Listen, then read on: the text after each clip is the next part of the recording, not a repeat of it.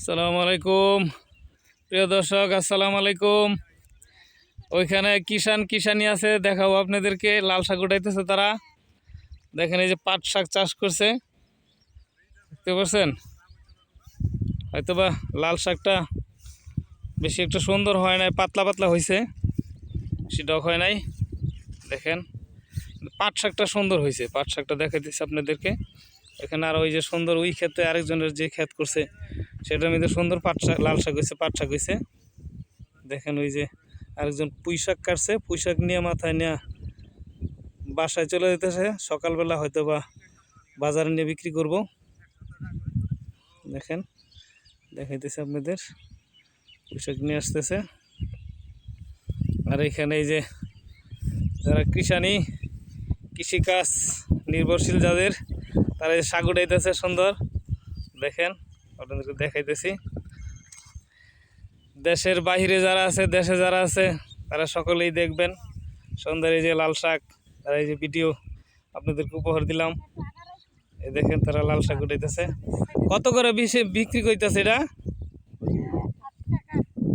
দেখছেন 8 টাকা মোটা এই লাল শাক বিক্রি করতেছে। কোন বাজার বিক্রি করে এটা?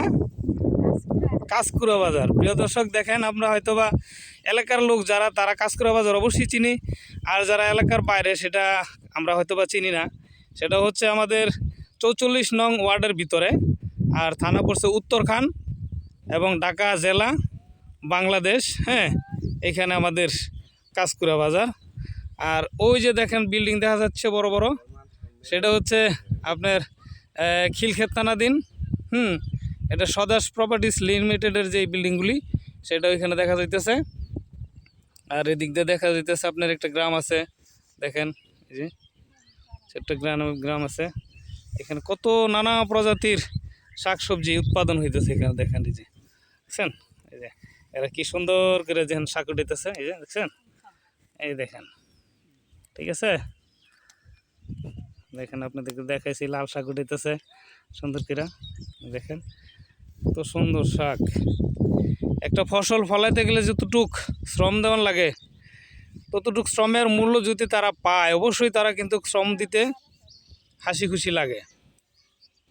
দেখেন এই যে পিচ্ছি খেলাধুলা করতেছে আবার সাথে। দেখেন আপনাদেরকে দেখাইতেছি। দেখেন প্রিয় দর্শক, আপনাদের কাছে দেখাইলাম এই পর্যন্ত। তারা শাক উঠাইতেছে। প্রিয় দর্শক, যদি ভালো লাগে অবশ্যই আমার এই ইউটিউব চ্যানেলটার মধ্যে সাবস্ক্রাইব করবেন, আর ফলোয়ার দিবেন, লাইক করবেন, কমেন্ট করবেন। এই পর্যন্ত আপনাদেরকে দেখাইলাম। ভালো থাকবেন, সুস্থ থাকবেন।